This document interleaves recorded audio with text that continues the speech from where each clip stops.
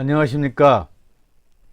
영상으로 보는 예술사 11강 1차 수업을 진행하겠습니다. 문제가 생겨가지고 세 번째 녹화네요. PPT를 원하는 학생을 하기 때문에 좀 보시고, 그리고 너무 귀향인데 어렵게 생각하지 마세요. 이번 학기 학점 잘 줄 테니까 편안하게 생각하시고 수업하세요. 아시겠죠? 또 보고도 하는 것도 좋은데 또 안 보고 듣기만 해도 편안하게 생각하시면 좋겠습니다. 제가 여러분들에게 어렵게 하려고 하는 게 아니라, 이번에 면대면 수업이 아니라 온라인 수업이라 훨씬 더 학점은 잘 줄 수 있을 겁니다. 그래서 너무 염려 마시고 우리 즐겁게 같이 공부해요. 르네상스. 르네상스 하면 떠오르는 게 어디죠? 자, 지금까지 중세 신중심의 사회에 대해서 알아봤습니다. 중세도 엄청난 것들이 많이 있었죠. 노마른스크 양식, 고디기 양식 등등 수많은 것들이 자리를 잡고 있었습니다. 르네상스 시대이면 화폐의 발견, 또 인간과 자연의 재발견, 또 식민지에 눈을 돌리게 되면서 무역도 성행하면서 다양한 인간 중심의 사회로 바뀌게 되는 겁니다. 르네상스 후기에 가면 자본주의 체제가 많이 들어오게 되면서 지금과 같은 현대사회에 꼴을 갖추게 되겠죠. 르네상스 하면 우리가 가장 생각해 봐야 될 게 바로 이탈리아의 메디치가 가문을 한번 생각해 보면 좋겠습니다. 메디치가 가문이 예술가, 인문학 보호에 엄청난 심혈을 기울였다고 생각하시면 좋겠습니다. 자, 르네상스, 새로 태어난다 뜻입니다. 이해 가시죠?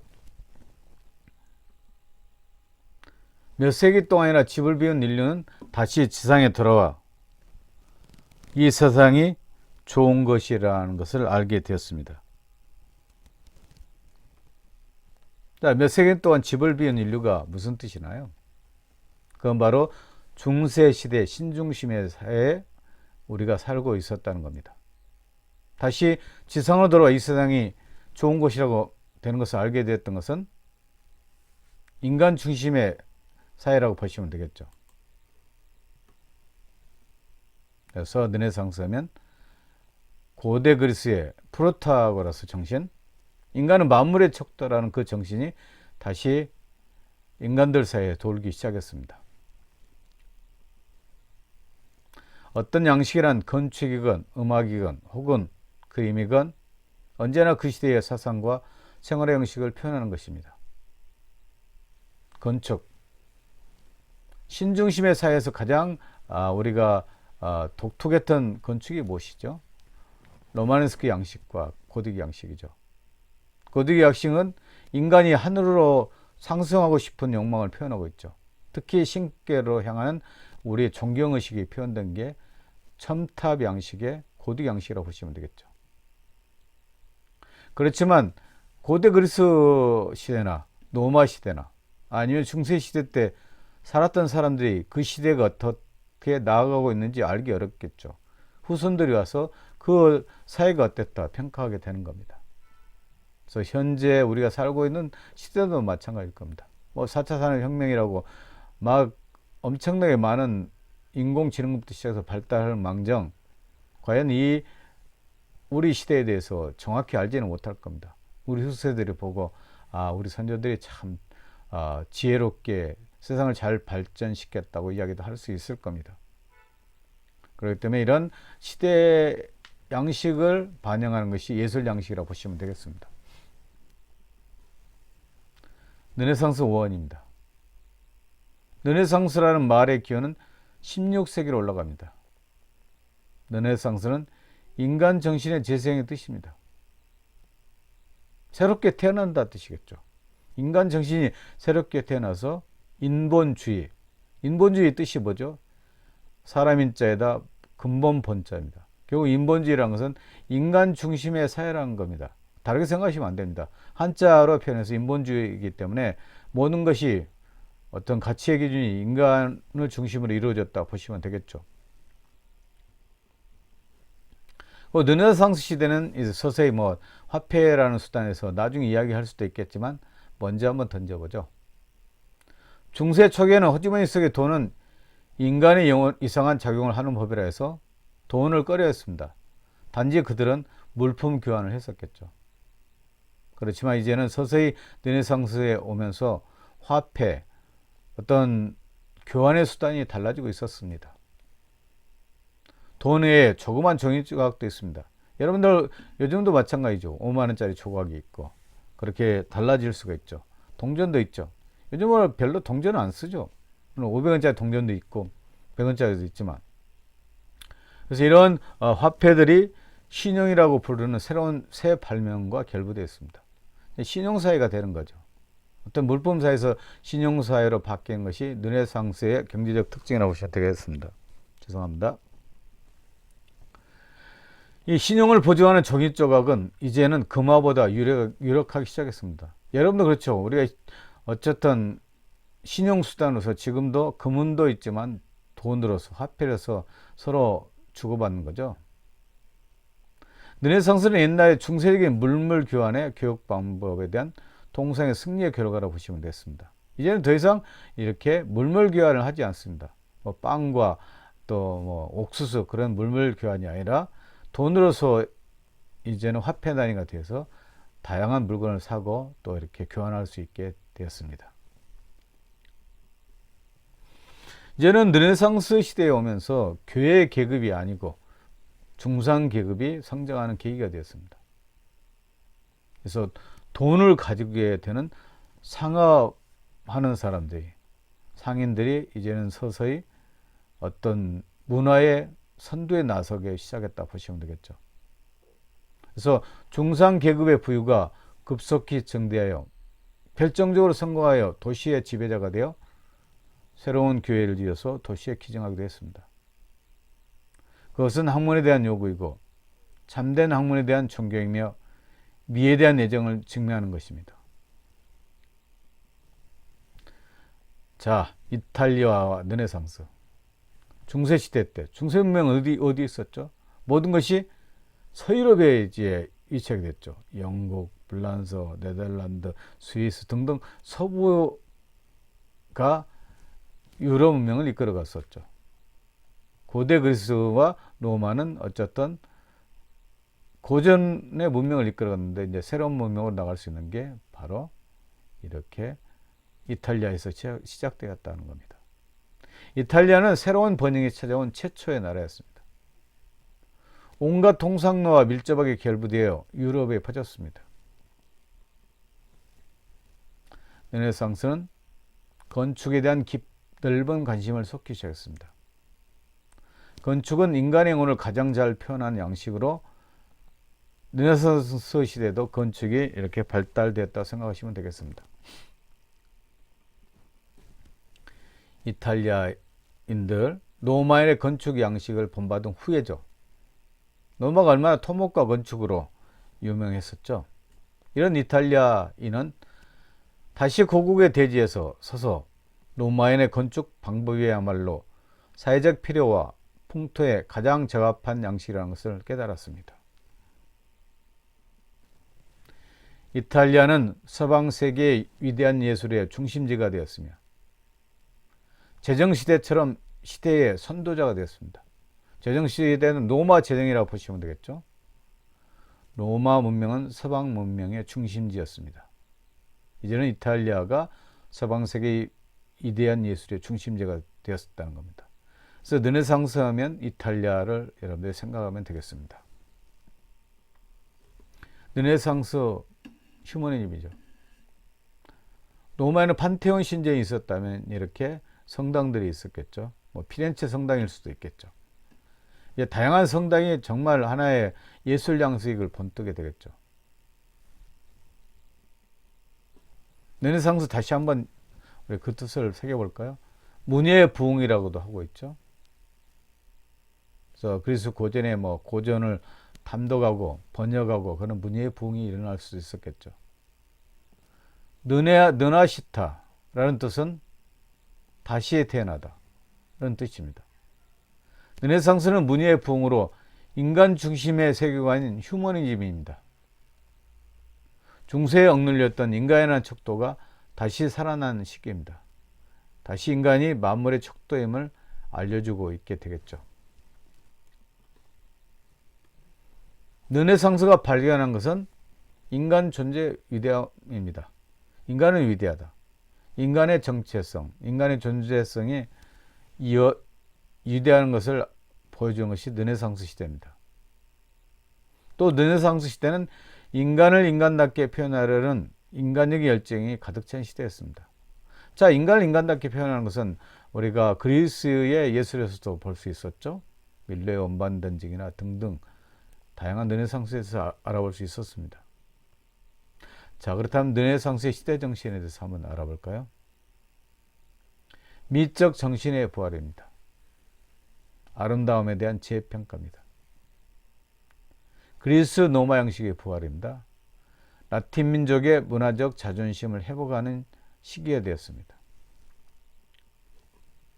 또 지리상의 발견과 해상력의 발달입니다. 또 유럽 중심의 세계관에서 탈피합니다. 중세를 이끌었던 것은 유럽이었죠.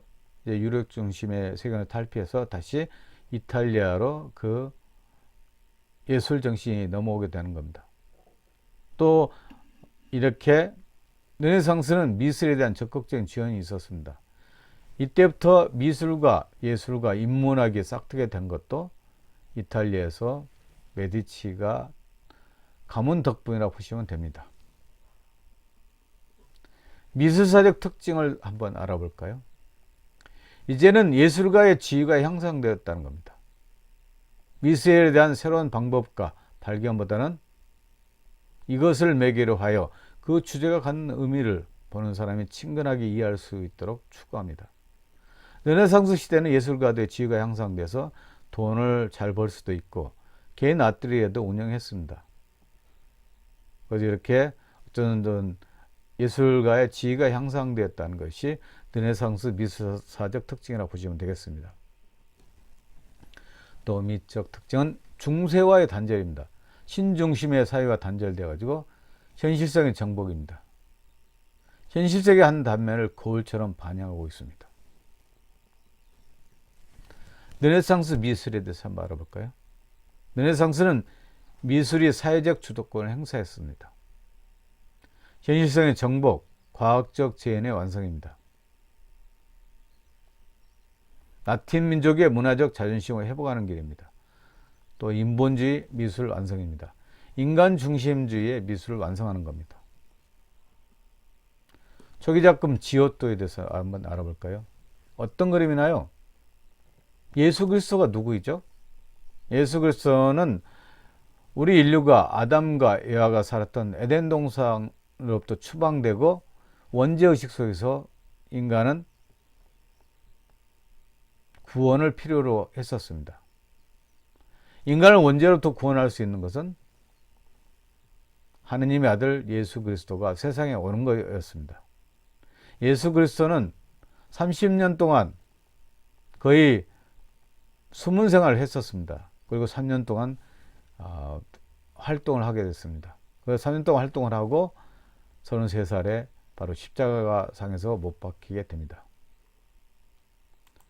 이건 죄송합니다. 이거 뭐 이렇게 막 뜨네요.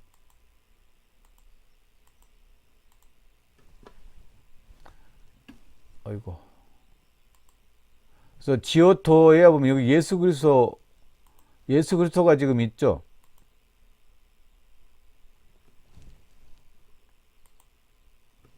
예수 그리스도가 어쨌든 십자가상에 돌아가셨는데 성모님께서 안고 있는 모습을 그리고 있죠. 천사들마저 슬퍼하고 있고 예수들의 제자들이 슬퍼하고 있는 모습을 지오토가 그리고 있습니다. 지오토는 어쨌든 르네상스 시대 초기 작품으로 보시면 되겠죠. 지오토나 조토라고도 발음을 합니다. 이 지오토의 작품은 그리스도를 애도하는 겁니다. 중세적 관념에 탈피를 해서 중세적 관념의 예술이라는 게 무엇이죠? 바로 프레스카 벽화죠. 프레스코아 벽화죠. 서서히 초기 원급법이 적용되었습니다. 이런 그리스도를 애도하는 그림에서 보듯이 인간적 감정이 표현되었습니다. 드디어 인간적 감정이 표현되면서 예수 그리스도의 죽음을 보고 제자들이나 당신의 어머님께서 슬퍼하는 모습들이 이렇게 적나라하게 드러나고 있기 때문에 인간적 감정이 표현되고 있다고 설명할 수 있습니다. 아레나 성당 최후의 심판입니다. 지오토가 그랬죠? 중앙에 예수 그리스도가 있죠. 그래서 하나, 둘, 셋, 넷, 다섯, 여섯. 하나, 둘, 셋, 넷, 다섯, 여섯. 12 제자나 11 제자가 될 겁니다. 유다가 배반을 했기 때문에 유다도 여기 들어갈지 모르겠지만 12 제자를 그리고 있습니다. 그 12 제자와 천사들 있죠. 그 다음에 인간들이 심판받는 모습이 그려져 있습니다. 그래서 이 성당의 이런 작품들이 벽으로서도 이용이 됐고 또 벽화로서 예술적인 것으로도 이용됐죠.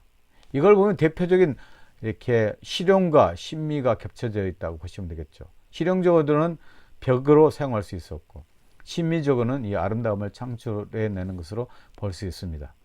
그래서 아레네 성당의 최후의 심판입니다. 조토는 벽화가 있습니다. 화가의 작품은 독립되어 있습니다. 벽화는 벽의 불가결의 구분이고 건축상의 목적과 미술사의 목적을 겸하고 있습니다. 실용적으로 건축사에서 쓸 수 있었고 벽으로 사용할 수 있었고 또 심미적으로 감상의 대상이 될 수 있었다는 겁니다. 그래서 이렇게 실용과 신미가 동시에 겸하고 있는 게 지오토의 벽화라고 보시면 되겠습니다. 지오토의 걸작은 아시시라는 곳에서 또 여러 상하급 좋고 나쁜 성당에 있었다고 보시면 되겠습니다. 사원을 성당이라고 보시면 되겠습니다. 교회라고도 표현하면 되겠죠. 지오토는 작품뿐만 아니라 인격과 사회생활의 품위로서도 예술가의 사회적 지위를 높이는 데 공헌했습니다. 지금까지 예술가의 지위가 상당히 높지 않았지만 르네상스 시대에 와서 이렇게 높이 평가되었다고 보시면 되겠죠. 그는 색채와 선과 소리로 사색한 철학자의 한 사람으로서 그의 일의 성질 그 자체에 의해서 높은 사회적 지위를 가질 만한 충분한 자격이 있었습니다. 그는 색채와 선과 소리로 사색했다. 그림을 그렇게 생각한다는 참 우습죠? 재미있죠? 지오토는 언제나 인물을 외면해서 그렸는데 그의 제자 안젤리코는 인물을 외면만 아니라 내면에서 그렸습니다. 전이사조라는 말이 있습니다.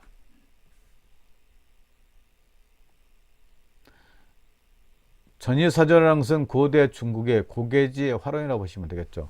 그 뜻은 우리가 그림을 그릴 때 인물의 외면만을 그릴 게 아니라 내면까지, 즉 정신세계까지 담아야 된다는 것이 전이사조입니다. 어떻게 보면 안젤리코는 이런 전이사조의 사상을 제대로 표현한 르네상스의 화가라고 보시면 되겠습니다. 고개지 같은 경우는 중국의 고대 어쨌든 화가로서 인물을 그릴 때, 초상화를 그릴 때 외면뿐만 아니라 내면의 정신세계를 그리려고 하였습니다. 안젤리코의 그림에는 색채가 있고 더욱이 풍부하게 사용되어 있는데 그 색채는 스테인글라스 창보다 훨씬 보기에 좋은 것이었습니다. 이제부터 색채가 중시해야 되게 됐었죠. 자, 아까 우리가 잠깐 메디치 집안에 대해서 우리가 언급을 했었죠. 그 메디치 집안은 3세기 동안이나 미술을 사랑했을 뿐만 아니라 그것을 보고 알 수 있는 남녀를 낳았습니다. 자, 마사치오에 대해서 한번 볼까요? 마사치오 가장 중요한 작품은 프랑카치 집안이 플로렌스의 산타 마리아 델 카르민의 성당에 있는 예배당에 있었습니다. 성당에 거의 작품들이 늘어져 있었다고 보시면 되겠죠. 마사치오 상당히 중요한 사람 중에 하나죠. 마사치오는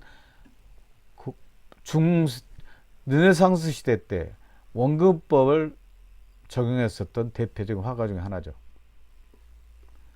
마사치오의 프레스코 벽화는 건축의 한 부분이야 하고 순수하고 소박한 그림이었습니다. 그 그림들은 당시의 예술계를 깊이 감동시켰습니다. 마사추 성삼위일체 볼까요? 성상위가 아니라 삼위일체입니다. 보면 여기 성부가 있죠. 성자가 있죠. 여기 중간에 성령이 있네요. 성부, 성자, 성령. 성부, 성자, 성령. 이 삼위일체가 하나라는 겁니다. 세 가지 각각 다른 이유가 있는데 그게 하나라는 것이 삼위일체라는 겁니다. 세상을 창조하시던 아버지, 세상을 구원을 위해서 돌아가셨던 예수, 그 두 예수의 시대가 끝나자 성령이 지금까지 우리를 이끌고 있다는 성삼위일체에서 보시면 이렇게 깊이감이 들어있죠. 3차원적 세계를 만들려고 노력을 했었죠. 이런 것들을 선의 원근법이라고도 할 수가 있죠. 이 원근법이라는 것은 어떤 소실점으로 모여서 여기 가서 다 이렇게 소실적으로 모이게 된다는 겁니다. 자, 원근법, 소실점이라고 생각해 보십시오. 마사치오는 선원근법적 적용을 했습니다. 그래서 이렇게 원근법적 요소, 사람이 앞에 사람은 크고 뒤에 사람은 갈수록 적는 정경, 중경, 후경을 구분해서 이렇게 크기의 변화도 주고 입체감 있게 만드는 것이 원근법적 적용이라고 생각하시면 됩니다. 자, 르네상스 시대 성당은 어떤 역할을 했을까요? 성당은 몇백 년 동안 숱한 청년가들이 그림을 배우기 위해서 몰려드는 학교가 되었습니다. 이 성당은 오늘날의 미술학교가 맡고 있던 역할을 했던 것입니다. 그래서 미술의 어떤 중요성을 펼칠 수 있었던 게 성당이었다고 봅니다. 성당은 다시 한번 말씀드리지만 미술학교였습니다. 자, 이제 플랑드르의 얀바네이크에 대해서 한번 알아볼까요? 여기도 플랑드르도 르네상스 시대의 화가로서 이야기를 하고 있죠. 얀바네이크는 15세기 플랑드르 지방에 사실주의를 양식을 정착시켜 북유럽 회화의 르네상스를 이끈 인물입니다. 그는 플랑드르 지역에 초상화 장르를 확립시켰으며 유화를 탄생시키기도 했습니다. 거의 모든 작품에 서명을 한 최초의 플랑드르 화가이기도 합니다. 반 아이크 형제가 동업자들에게 아주 새로운 물감을 섞는 방법을 가르쳐줬습니다. 호이 브레이트는 브뤼셀의 궁정을 갖고 있던 부르군디 공의 궁정 화가가 되었습니다. 야는 네덜란드 백작을 섬기는 최초의 궁정 화가였습니다. 야는 형이 죽은 뒤 부르군디 궁정의 전속 화가가 되었습니다. 14세기의 부르군디 공들이 유럽에서 가장 크고 가장 아름다운 채석 사본의 컬렉션을 갖고 있었습니다. 아이크 형제는 그림이란 곧 단순히 확대한 사본의 사파에 지나지 않습니다. 아이크 형제는 달걀 흰자유나 초대신 아마시로 짠 기름을 사용하는 법에 착안을 하였습니다. 그래서 아이크 형제는 유화를 발명했다는 것을 꼭 기억해 두십시오. 지금도 유화를 통해서 훨씬 더 오랫동안 지속될 수 있는 작품을 만들었다 보시면 되겠죠. 아이크 형제는 처음 전기화만 그렸습니다. 그러나 좁은 분야에서 빠져나와 초상화에 성공했으며 젊은 아르놀 피니와 그 신부 같은 작품에서 세부 묘사를 좋아하는 이들이었습니다. 보면 어쨌든 얀반 야이크 아르놀 피니의 결혼입니다. 개도 있고 뒤에 거울도 있고 수많은 상징들이 다 들어있습니다. 그래서 하나씩 살펴볼까요? 얀반 에이크는 플랑드르 회화를 정립했으며 유화 기법을 발명한 화가로 색채와 빛의 사용에 능숙했던 칠레 장면을 사실적으로 세밀하게 묘사했습니다. 특히 이렇게 결혼을 나타내는 상징적 의미가 풍부하게 들어있습니다. 다시 한번 볼까요?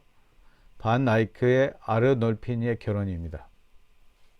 저희 르네상스 시대를 보면서 과연 예술이 무엇인가에 대해서 깊이 생각해 볼 수 있겠죠.